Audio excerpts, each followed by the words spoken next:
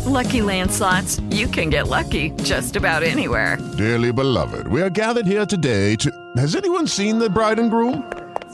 Sorry, we're here. We were getting lucky in the limo and we lost track of time.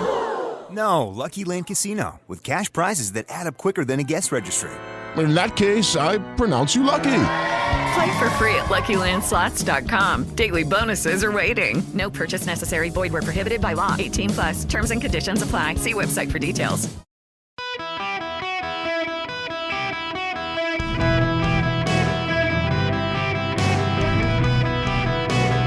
Welcome to the Eric Erickson Show podcast, Hour 1. Hello, America. Welcome. It's Eric Erickson here across the nation. Glad to have you with me. The phone number, if you want to be on my show, 877-973-7425. You can always text the word Eric, E-R-I-C-K, to 33777 and follow me along on social media. Look, this is one of those days I got to exercise real news editorial control. First, there's breaking news.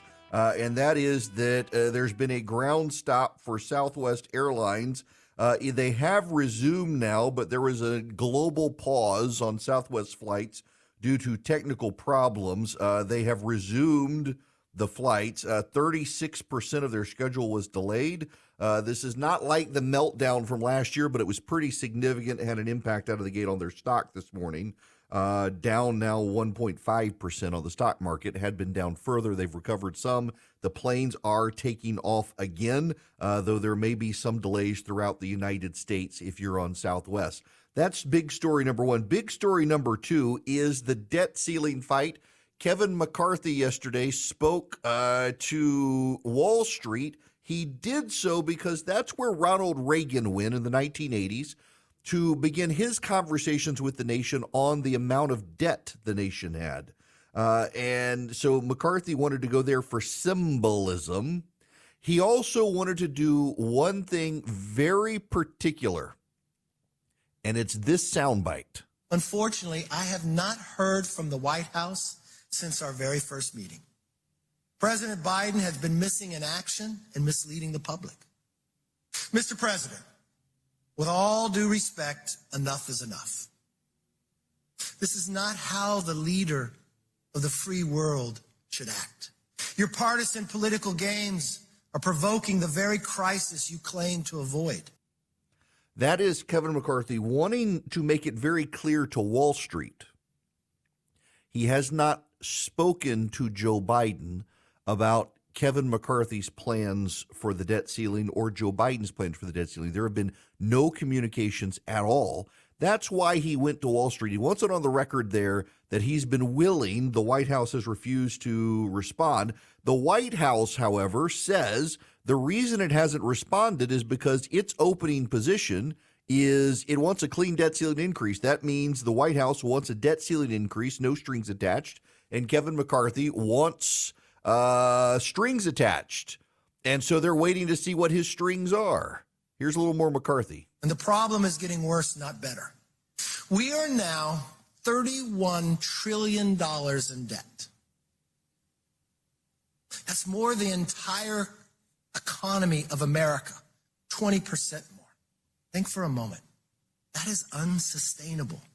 I'm here to tell you, I want a responsible, sensible debt ceiling. It puts us on an economic path to make America stronger. It works for every American. But that cannot happen if the president continues to ignore the problem. And he can't continue any longer. The day is coming. I do not want to see this president bumble in to a default. I want to sit down and solve the problem together.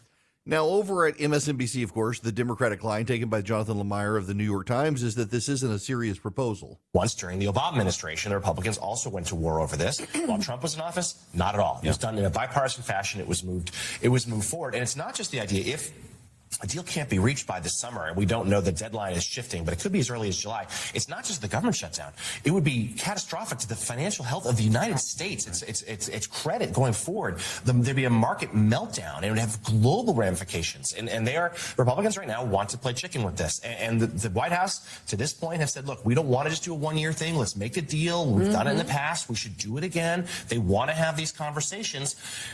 McCarthy took a step yesterday in that direction, but it's not a serious proposal, White House aides I have talked to have said, and there's no meeting scheduled right now between McCarthy and Biden. So the clock is going to continue to tick, and it's going to have significantly scary implications potentially for all Americans. The doom and gloom scenario is exactly what the Democrats want you to go to, that this is going to hurt our credit rating, it's going to raise interest rates, it's going to cause calamity. It's not. This is Joe Kernan on CNBC going to Hakeem Jeffries. Well, President Biden has shown extraordinary leadership. He produced a budget. He produced a budget over a year ago. It's in the public domain. Budget. The American people can evaluate it. Wasn't a serious budget. No, Joe. Joe. It's a serious budget that will do several things. One, it will protect and strengthen Social Security and Medicare. The American people care about that issue. That's a serious proposal. It will invest in building an economy that works for everyday Americans from the middle out and the ground up, continue to drive down costs for the American people, it's not going to go anywhere. That's all I meant. It doesn't have a chance of passing the House. That's the thing. And one more, holding Kevin McCarthy accountable as well. And think about it. A debt ceiling is like giving your child a credit card, and they charge the limit all the way up. Would you just raise the limit? No, you would sit if it down. meant playing with America standing at full faith and credit of U.S. government debt, I feel like you can deal with the spending in other ways, which is totally legitimate. So if you just raise the debt ceiling, do you think $31 trillion of debt? The CBO has come out in the next 10 years. Do you know we'll pay 10.5? You did it three times in the Trump administration. As we did economic changes. We never raised the debt ceiling by itself. But the tax cuts, that was like $2 trillion deficit. And you know how much we're bringing in revenue? On average, in the 50-year average in America, you bring 17% of GDP. Today, we're bringing 20. That's the only two other times in modern history in America have you ever brought 20% of GDP. That's because the tax cuts actually created economy to grow and brought more revenue into the economy. Listen, here's everything you need to know about the debt ceiling. It's going to be increased. The question is, how much will Republicans get out of it? The debt ceiling is always increased, and frankly, I don't think it should be increased. I think not increasing it would force draconian but necessary cuts in government, because the United States guarantees the full faith and credit of the United States in our Constitution. So constitutionally we have to, which means we are required by the Constitution to pay our debts, which means if you don't raise the debt ceiling, you don't go into default, everything else has to be cut to pay debts. And frankly, I'm at the point where thinking we're at $31 trillion in national debt. We might as well do something. To the point of the anchor on CNBC, she's absolutely right. When Republicans control the White House, Republicans aren't really concerned about the national debt. When Democrats control the White House and Republicans control Congress, Republicans are suddenly very concerned about the national debt. There is one difference, though, to Kevin McCarthy's credit, he pointed out. Republicans, yes, they cut taxes when Trump was president, but what was the benefit of it? Massive economic growth. We were able to grow the income of this country such that it did have a measurable impact on the amount of money we could use to pay the national debt, and also on the denominator, meaning that we shrunk the debt in terms of GDP in this country, which was a good thing. Economic growth helps shrink the denominator. You're never going to shrink the numerator. The numerator is 31 trillion. If you just start throwing money at it, in terms of percentage of GDP, you're not going to impact it very much. You need to affect the size of debt in relation to the gross national product of the United States. And we were able to do that, or gross domestic product. We were able to do that with those tax cuts. But it's going to get raised. The belly aching is over what's going to happen. Republicans want cuts. Democrats want no cuts. What the media and Wall Street do not seem to understand here is that House Republicans have zero incentive to go along with a clean debt ceiling. The reason is because if Republicans go along with a clean debt ceiling increase, That's going to give Joe Biden a win. Republicans will be characterized as the ones who caved. Republicans will get nothing for doing it. The Democrats will get all the glory. And so why would Republicans give them that? Now, the Senate Republicans, they have no desire to do anything to help the Republicans in the House. That's just the reality here. The Senate Democrats, they're not doing anything to help the House Republicans. They flat out do not care. Senate Republicans don't see any benefit in fighting the debt ceiling. What the Senate Republican calculation is that you give them a year and don't put in a bunch of cranks as nominees. The Republicans will take back the Senate, probably take the White House as well, and we can clean things up then. But why sacrifice any sort of gains for the GOP by doing a messy debt ceiling increase in which Republicans bear all the blame? I get the politics of it from the Senate perspective, but that's not real leadership here, because the problem is we got to do something as a nation. The debt is out of control. $31 trillion in national debt.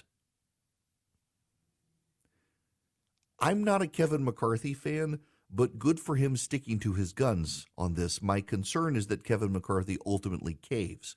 There are House Democrats and House Republicans behind the scenes talking about a package of spending cuts, recognizing House Republicans intend for spending cuts. If there's something Democrats need to know going into this, it's that even the moderate House Republicans agree with the conservatives there must be cuts. They may disagree on the size of cuts, they may disagree on the type of cuts, but all the House Republicans, from the left to the far right, from the far left to the far right, and all points in between, agree there's got to be some cuts. Behind the scenes, the Democrats are meeting privately with Republicans, not Democratic leaders, but moderate House Democrats, trying to come up with a plan of spending cuts that would be acceptable to get something done. They've cut the House Freedom Caucus out of this. They believe the House Freedom Caucus wants too much. There are already 2 Republicans in the House of Representatives who have said they will not vote to raise the debt ceiling at all. There are only 4 votes total the House GOP could lose if they want to do it on a party line basis. Therefore, McCarthy has very little wiggle room, but the Democrats have very little wiggle room as well. Ultimately, it becomes a political calculation. Everyone knows the debt ceiling is going to go up. Everything else is performance. But in the performance, the question will be who's made out to be the hero and who's made out to be the villain. We already know the Republicans are going to be vilified. It doesn't matter what the Republicans do, they're going to be vilified. If the Republicans cave and say, you know what, let's go along with a clean debt ceiling increase, they're going to be vilified by the press. Why did you take so long? Why did you drag it out? Why can't Kevin McCarthy lead? They gave Joe Biden a big win. Joe Biden gets everything. The Republicans get nothing. The Republicans are a bunch of losers. So if they're going to be vilified no matter what, the Republicans don't have an incentive for a clean debt ceiling increase. What the Republicans have is an incentive for paying for the Democrats. The Republicans have incentive to force Joe Biden to cave. And if that means going off the cliff before Republicans decide to raise the debt ceiling, they are perfectly willing to go off the fiscal cliff because they have nothing to lose. Joe Biden has everything to lose. If Joe Biden in the end refuses to go along with Republican cuts and we go off the cliff, the Republicans know the media will say, well, it was the Republicans' fault. But Republicans in return can say, and Joe Biden refused to compromise with us, which took us off the cliff. And that may not sell well on MSNBC, but to the Republican base that the Republicans must hold, it will mean everything that the GOP went to the mats for spending cuts against the Democrats and ultimately forced concessions from Biden, even if we're already falling off the cliff. Republicans, because of the media narrative to be so biased to the Democrats and the progressives, the Republicans have zero incentive for a clean debt ceiling increase. If Democrats do not understand they cannot get a clean debt ceiling increase, that's on them, not the GOP. You know, it pains me, it does, to say anything nice about Kevin McCarthy. I was just texting with my buddy Joe during the break on. He says, "Don't stop making me not hate Kevin McCarthy." It's like I'm not going to do that because I don't like the guy. Kevin McCarthy is all about himself, and right now, to stay in power, he knows he's got to extract concessions from Biden and come across looking like he can get something in the deal. The reality, though, and the most important point in the debt ceiling fight for you to understand is Republicans have absolutely nothing to lose. They're going to be vilified as the bad guy no matter what. So they might as well own the street cred of being the villain and extract concessions from the Biden administration. The media is complicit in this. I mentioned that last week. The media is absolutely complicit in setting this situation up because no matter what happens, they're going to say Joe Biden's the winner. And the only way to stop that from happening, there's only one path forward for the GOP: concessions from Joe Biden. Make Joe Biden cave. What Democrats and the press don't understand is this. If I could tell Democrats and the media just one thing right now to shape discussions on the debt ceiling, it would be that all of the Republicans in the House want concessions from Joe Biden. They may not agree on what concessions, they may not agree on what cuts, but they're not going to give Joe Biden a clean debt ceiling increase, from the moderate Republicans to the conservative Republicans. The reason is because they all know they're going to be vilified by the press regardless. If Joe Biden gets a clean debt ceiling increase, it will be that the Republicans caved and Joe Biden's the hero. No Republican in the House wants to help Joe Biden get the favorable headlines that the media will undoubtedly give him. Therefore, every single House Republican that I know of, left, right, and center, expects some level of cuts to show that Biden is going to compromise with them. If the Democrats want to navigate this, they need to figure out what cuts they can offer the moderate Republicans to get something through, because the conservative Republicans will want more painful cuts than the Democrats want to have. But cut you must. You will not get a clean debt ceiling increase from these House Republicans, regardless of their ideological spectrum. You need to understand that. And Democrats, this is on you. The Republicans, all of them, are very open. They're demanding cuts. You come up with what you're willing to offer, but you better offer something, because you ain't getting a clean debt ceiling increase. That's just the reality. Now, the other reality is I got to tell you about Patriot Mobile. They're a cell phone company. I know, it's a cell phone company advertising on a radio show. But here's what makes them unique. There are a lot of supposed cell phone companies that claim to be with us ideologically. The reality is that they're all owned by major cell phone conglomerates, except Patriot Mobile. They are uniquely their own. They are Christian conservatives, and they actually give money to conservative candidates running for office, down to the local school board level battling the wokes, and also to the Second Amendment movement, the pro-life movement, and so much more. If you want to partner with them, all you do is take your cell phone service to them. You go to patriotmobile.com/Eric, patriotmobile.com/ERICK, or you call them 972-PATRIOT. Tell them I sent you. You get free activation. You get guaranteed great service. Your current cell phone company probably uses the same cell towers right now. And you can take your existing cell phone number to Patriot Mobile. And then when you do, you know that as the business grows its profits, those profits go to the causes you as a Christian conservative care about. It's a fantastic plan to grow the conservative movement. Patriot Mobile, highly competent, great services, great product. patriotmobile.com/ERICK or 972-PATRIOT. Welcome. It is Eric Erickson here. Nationwide, you can call the program 877-973-7425. I have to remark for just a moment here on a very important anniversary. One that would go without noting on many a program, but I have to confess, I am and have always been a news junkie.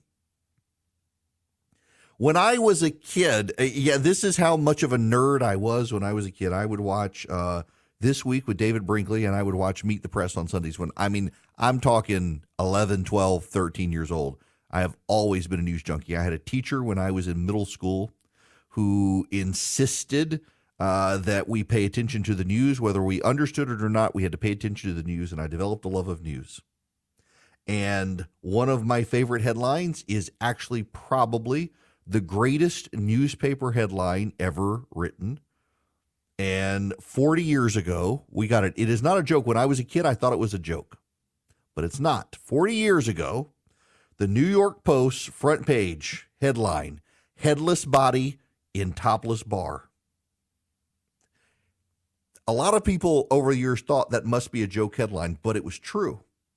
Vincent Macedo, one of the Post managing editors, got the credit for it. There were two wire stories that came in back in the day. In fact, we used to go to this restaurant in Dubai called Pancho Villa's. It was a Mexican restaurant, and there was a news wire in the hotel lobby. It was the Astoria Hotel, and it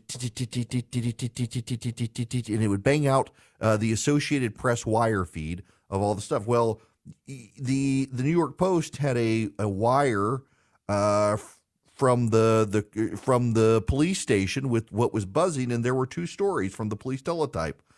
One was the discovery in Manhattan of a cardboard box containing a head, and the other the discovery in a bar in Queens of a body with no head. And the reporter put two and two together that I bet the head in the box goes to the body at the bar. Turns out a Brooklyn man named Charles Dingle shot a bar owner in Queens, Herbert Cummings, to death, and held the patrons hostage. When Dingle learned one was a mortician, he ordered her to cut off the head of the victim. Dingle put it in a cardboard box and then was arrested in an unlicensed cab in Manhattan. He died in prison in 2012. The New York Times headline of the story, buried on page 2 of the Metropolitan section, was "Owner of a bar shot to death. Suspect is held."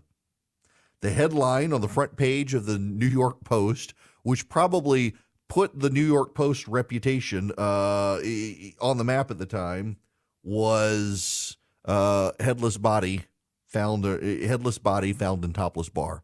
They even had two reporters confirm that the bar was a topless bar. They actually had reporters confirm it before they put it in the headline. That happened 40 years ago this week, folks. Okay, Kevin, you're going to be up first today on the program. Welcome to the show, Kevin. Eric, how are you, my man? Good, how are you? I'm doing fabulous. Regular listener, and I just make a quick comment. I'm very happy that you ended up in Rush's time slot. That was my wish, and I'm glad it came true. Thank you. I really appreciate it. So I've been waiting for this topic, the national debt topic, to come up. I've been thinking about it a good bit. I'm a businessman in my background, although I'm retired now, and you know there is an amount of debt in any circumstance, whether it's macroeconomics like we're talking about here, or microeconomics like your family budget, your income, how much debt you can carry as an individual. And so I have no idea, and maybe there's an economist in your audience that could provide some insight to this, or maybe you can. But so the question is, if we've got maybe is it 23 trillion GDP? Is that about right? We've got 31 trillion now. No, 31 trillion in debt, but our GDP is what, like 23? Oh, 23 trillion? You know, yeah, it's something like that. Yeah, we're our debt now surpasses our GDP. I'm Googling it right now. Yep, $23.32 trillion. Okay, so sake of conversation, 23, 31 in debt. If 31 is too high, and it certainly would seem to be, well, what is the right number? What is a healthy number for an economy that's generating 23 trillion in income every year, or GDP? I'm curious what that might be. You know, okay, so it's funny you should ask this. I cannot go into all of the details because it was off the record, but I actually got to spend a lot of time with the former vice chairman of the Federal Reserve a while back, and the debt was a major part of the discussion. And he actually talked about this particular topic, that if you go back to the founding of the country, Alexander Hamilton was very insistent that financially it was actually a good thing for the United States to maintain debt. And Hamilton's argument at the time, at the founding of the country, was if the United States maintained debt and paid made regular payments to service that debt. It showed other countries that, one, we were responsible, and two, we had a growing economy, and three, we were a place in which to invest. It was essentially a calling card that, hey, we're good for your business. At this point, however, the level of debt that we have definitely should not be even approaching 80% of GDP, and more likely should be 50% or less of GDP. And we are way off from that spectrum. I mean, and for perspective, we didn't get to $10 trillion until Obama. Barack Obama put more debt in the U.S. than all other presidents combined. You talk about George W. Bush and the spending in the Gulf War and stuff. George W. Bush got us to $10 trillion in debt when he left office. Barack Obama got us to $22 trillion in debt. And then Trump got us to $29 trillion, and now Biden's already at 31. It's absurd. It's destabilizing, and I don't know. The number is so big, I don't know that people really understand it. Kevin, thanks for the phone call. I really don't know that people understand how bad it is that we have more debt than we have an economy. And the way to fix it, of course, is we grow our economy. You grow your economy, you grow your GDP, and suddenly your debt is less than the GDP. But Democrats always want to pay down the top line in the ratio of debt to GDP, and that money has to come from somewhere. And if you pull it from taxes, raise taxes, that then slows down the economy. So you got to find a way around it. And the easy answer is grow your economy and then slowly pay down your debt over time. We have a massive problem. I'm not making this up, by the way, that when George W. Bush left office in 2008, we were at $10 trillion. He added about $5 trillion in debt. Barack Obama added more than $10 trillion. Donald Trump added close to $10 trillion. It's the last two presidents, for perspective, the last two presidents, Trump and Obama both, you have to give them both credit for this if you're intellectually honest, or disdain, whichever you say. Both of them combined added twice as much debt as all the other presidents in American history combined. Not sustainable. It is not. By the way, I got to pivot. There is some breaking news that affects a lot of you. Charles Stanley has died. Now, he was the pastor at First Baptist Church in Atlanta, Georgia, but regardless of where you live in the nation, you probably saw him on TV, In Touch Family. I know my grandmother, when I was little, would watch Charles Stanley every Sunday night. She would watch his service at home. We'd go to church in the morning. She'd come home. She'd watch Lawrence Welk, and then she'd watch Charles Stanley before she got to Murder, She Wrote on a Sunday night. And I grew up with hearing Charles Stanley's voice in the background. Really harnessed the television. And I think it was TBS, used as Ted Turner was growing TBS and the Braves Network. Charles Stanley broadcast on Sunday nights and grew his ministry out of Atlanta to a global international ministry. You still drive past the church. You see the satellite dishes in the back. It's an impressive complex, and he was an impressive pastor. His son, Andy Stanley, of course, now has a mega church in the Southeast, and Charles has passed away. He was 90 years old, born September 25th, 1932, passed away today. Charles Fraser Stanley of In Touch Family Ministries, a global ministry. It is kind of odd to think, honestly, that Charles lived to be 90. Just thinking about my grandmother as a kid watching him on TV every Sunday night.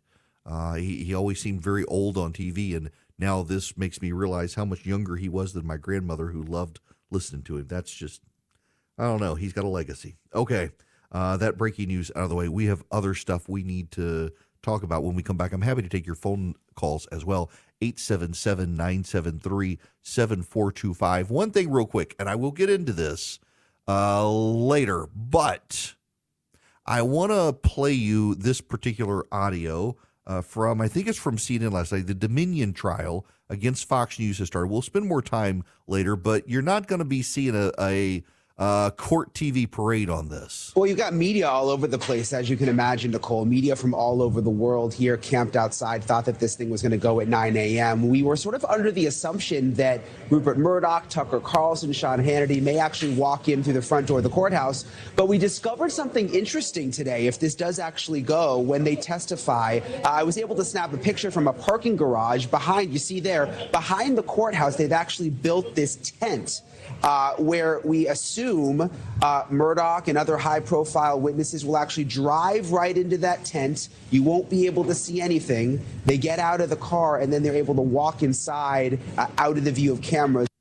Yeah, as this trial goes forward, the judge, for all the media speculation, and mostly, let's be honest, it's because the rest of the press hates Fox News, wants to see their comeuppance, the judge has gone out of his way to block the ability to view it, the spectacle of it. He wants nothing.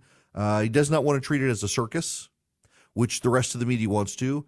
I have seen several reporters on social media say they're getting in line early today.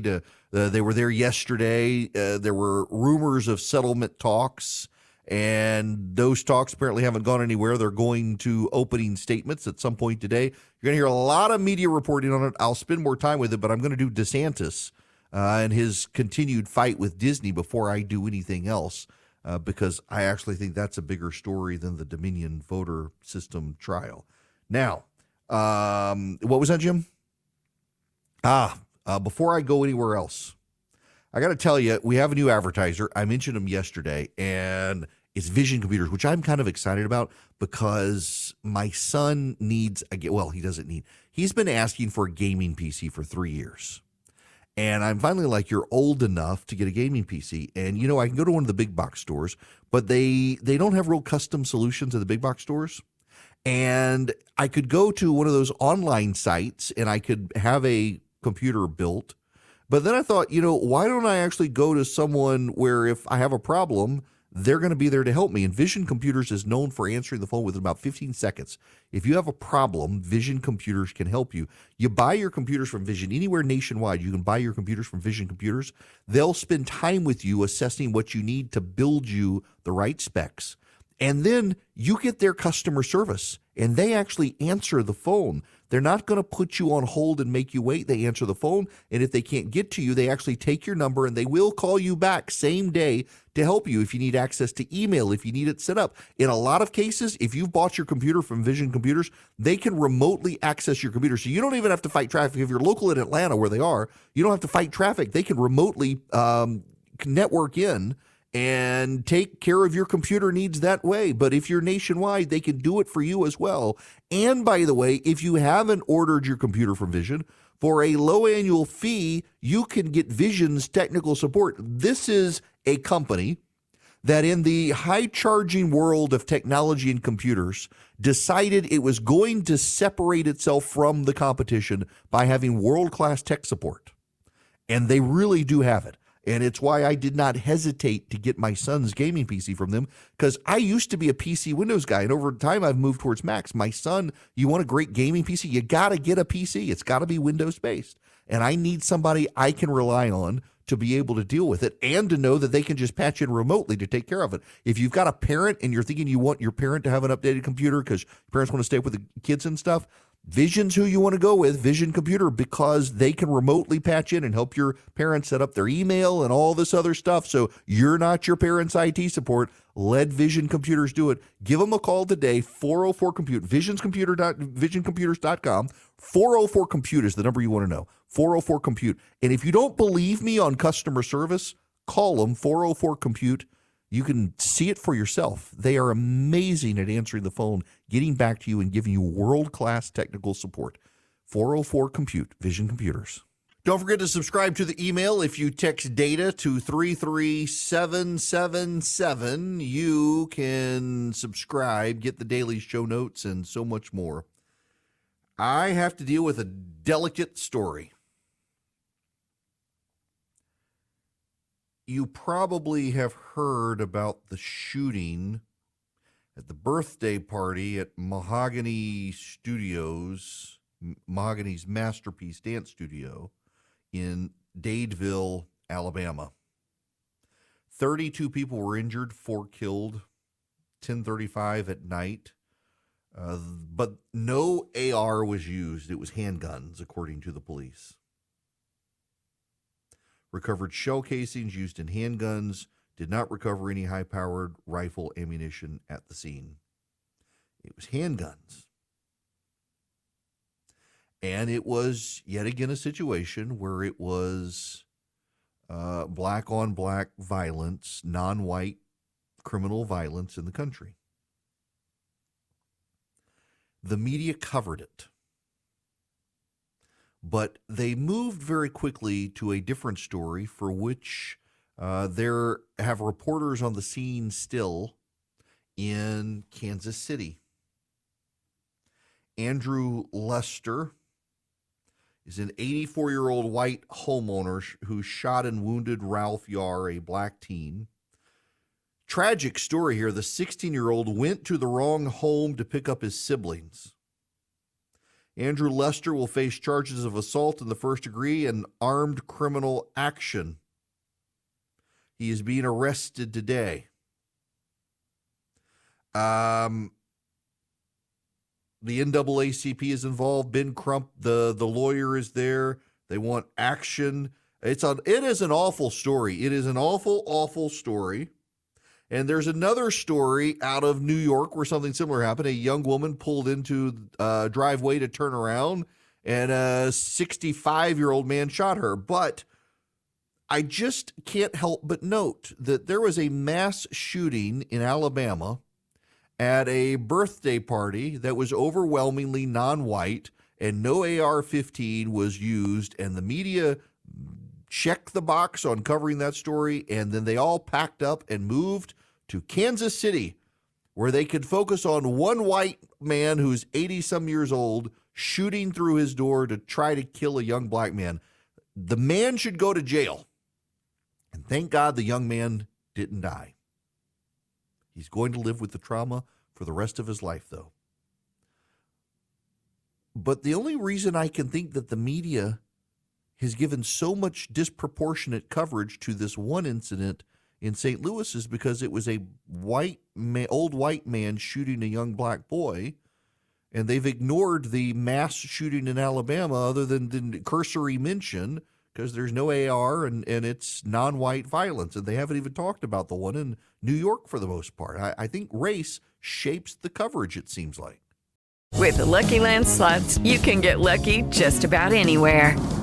This is your captain speaking. We've got clear runway and the weather's fine, but we're just going to circle up here a while and get lucky. No, nothing like that. It's just these cash prizes add up quick. So I suggest you sit back, keep your tray table upright, and start getting lucky.